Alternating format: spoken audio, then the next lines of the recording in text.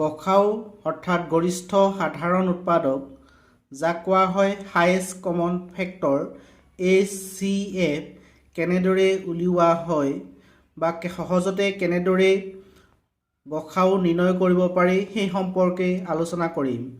গতিকে সহজতে গসাউ কেনেদৰে নিৰ্ণয় কৰে তাক জানিবৰ বাবে মই তোমালোকক দুটামান উদাহৰণ দিছোঁ। প্ৰথমটো উদাহৰণ লৈছোঁ 8, 15, 20। যেতিয়া তোমালোকে গসাউ উলিয়াবলৈ যাবা প্ৰথমতে সদায় সংখ্যা কেইটাৰ সৰু সংখ্যাটো ল'বা। সৰু সংখ্যাটো 8। 8ৰে কি কৰিবা? সংখ্যা কেইটাক ডিভাইড কৰিবা। 8ৰে 8ক হৰণ যায়, 8ৰে 15ক হৰণ নাযায়। গতিকে 8টো আমাৰ গসাউ হ'ব নোৱাৰে। আমি এবাৰ 8ৰ উৎপাদকবোৰ লিখিব লাগিব। 8ৰ উৎপাদক 4 আৰু 2। এতিয়া আমি চাওঁ 4ৰে 8ক যাব, 4ৰে 15ক নাযায়। গতিকে 4 আমাৰ গসাউ নহয়। 2ৰে 8ক যাব, 2ৰে 20ক যাব, 2ৰে 15ক নাযায়। গতিকে 2ও আমাৰ গসাউ হ'ব নোৱাৰে। 8ও গসাউ নহয়। 8ৰ উৎপাদক 4ও গসাউ হ'ব নোৱাৰিলে। 8ৰ উৎপাদক 2ও গসাউ হ'ব নোৱাৰিলে। আমি জানো সকলো সংখ্যাতে এক এটা পূৰণ হৈ থাকে। গতিকে এই সংখ্যা কেইটাৰ HCF গসাউ হ'ব 1। যেতিয়া 8ৰে হৰণ নগ'ল, 4ৰেও হৰণ নগ'ল, 2ৰেও হৰণ নগ'ল। গতিকে তাত পূৰণ হৈ থকা সংখ্যা একেহে হৰণ যাব। গতিকে গসাউ হ'ব 1। আমি আৰু এটা এক্সাম্পল লৈছোঁ 6, 14, 20। আটাইতকৈ সৰু সংখ্যা 6। গতিকে প্ৰথমতে আমি 6 ল'ম। 6ৰে 6ক হৰণ যাব, 6ৰে 14ক নাযায়। গতিকে 6 আমাৰ গসাউ হ'ব নোৱাৰে। আমি 6ৰ উৎপাদকবোৰ ল'ব লাগিব 3, 2। এতিয়া চাওঁ 3ৰে 6ক হৰণ যায়, 3ৰে 14ক হৰণ নাযায়। গতিকে 3 আমাৰ গসাউ হ'ব নোৱাৰে। 2ৰে চাওঁ, 2ৰে 6ক গ'ল, 2ৰে 14ক গ'ল, 2ৰে 20ক যাব। গতিকে HCF হ'ব 2। আৰু এটা এক্সাম্পল লৈছোঁ 24, 40 আৰু 72। এতিয়া আমি 24, 40 আৰু 72 উলিয়াবলৈ যাওঁতে আটাইতকৈ সৰু সংখ্যাটো লৈছোঁ 24। 24ৰে 24ক হৰণ যায়, 24ৰে 72ক হৰণ যায়। 24ৰে 40ক হৰণ নাযায়। গতিকে 24 হ'ব নোৱাৰে। ইয়াৰ আমি উৎপাদক যাওঁ। 24ৰ উৎপাদক আমি 12 পাম। 12ৰে 24ক যাব, 12ৰে 72ক যাব, 12ৰে 40ক নাযায়। গতিকে 12 হ'ব নোৱাৰে। তাৰপিছত আমি 24ৰ উৎপাদক পাম 8। 8ৰে 24ক যাব, 8ৰে 40ক যাব, 8ৰে 72ক যাব। গতিকে HCF হ'ব 8। তোমালোকে যেতিয়া উৎপাদকবোৰ লিখিবা ডাঙৰৰ পৰা সৰুলৈ লিখিবা তেতিয়া তোমালোকৰ কামটো সহজ হ'ব। এটা উদাহৰণ লৈছোঁ 12, 21, 70, 105। সৰু সংখ্যাটো হৈছে 12। গতিকে আমি প্ৰথমতে 12ৰে চেক কৰিম। 12ৰ নেওতা গালে কেতিয়াও 21 নাপায়, কাৰণ 12 গুণ 12, 12 দুগুণ 24। গতিকে 12 আমাৰ হ'ব নোৱাৰে।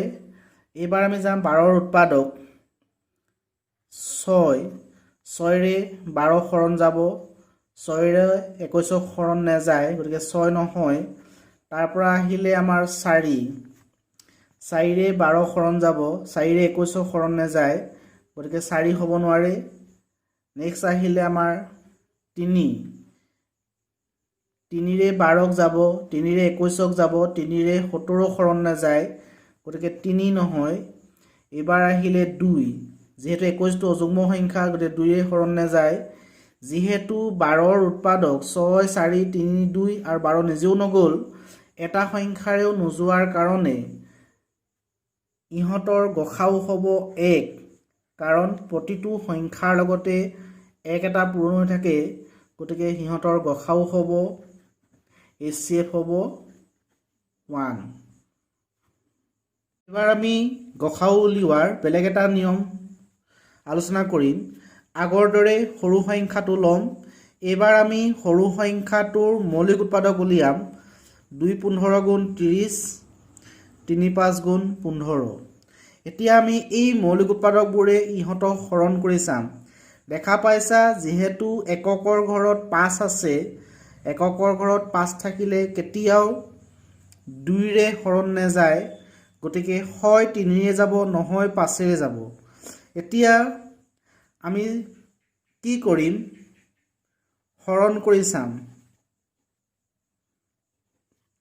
যিহেতু 5ৰে 42ৰ হৰণ নাযায় কাৰণ 5 8 গুণ 40 5 9 গুণ 45 গতিকে আমি 5টো আঁতৰাই দিছো থাকিলে 3 3ৰে 3টাকে হৰণ যাব 3 10 গুণ 30 3 14 গুণ 42 3 4 গুণ 12 3 5 গুণ 15 3ৰে 3টা সংখ্যা হৰণ যোৱাৰ কাৰণে HCF হ'ব 3 এতিয়া আমি একেটা সংখ্যা 2 3 বাৰ মৌলিক উৎপাদকত ওলোৱা এটা সংখ্যা লৈছো 135 and 225 অলপ ডাঙৰ সংখ্যা কেইটা আটাইতকৈ সৰুটো হৈছে 135 গতিকে আমি 135ৰ মৌলিক উৎপাদক উলিয়াম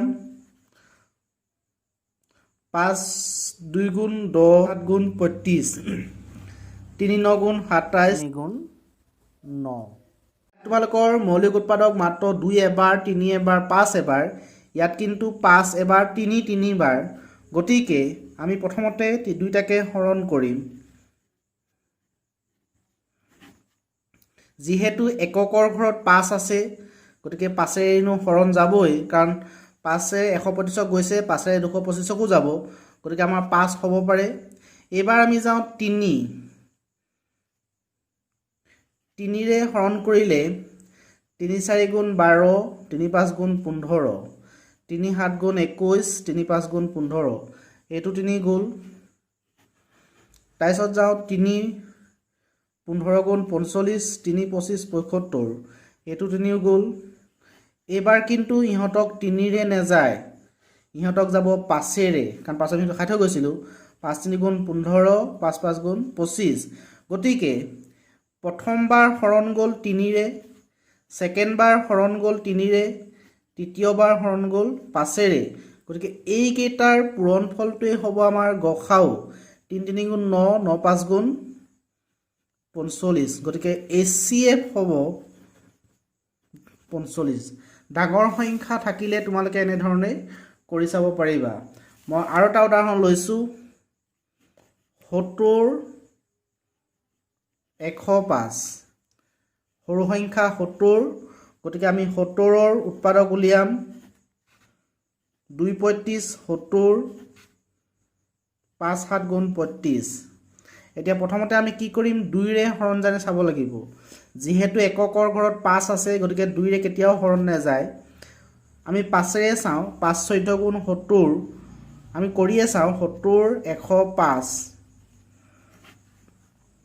5 14 গুণ 70 5 2 গুণ 10 5 1 গুণ 5 গতিকে 5ৰে হৰণ গ'ল আৰু 5টো হ'ব পাৰে নেক্সট আমাৰ 7ৰে চাওঁ 7 2 গুণ 14 7 3 গুণ 21 গতিকে ইয়াত পালা 5 ইয়াত পালা 7 এইকেইটাৰ পূৰণফল 7 5 গুণ 35 গতিকে HCF হ'ব 35 লগক আৰু এটা উদাহৰণ দি দিছো 24 অলপ আগত কৰা উদাহৰণ 40 72 সৰু সংখ্যা 24 আমি 24ৰ মৌলিক উৎপাদক উলিয়াম 2 12 গুণ 24 গুণ 12 2 3 গুণ 6 এতিয়া আমি কি কৰিম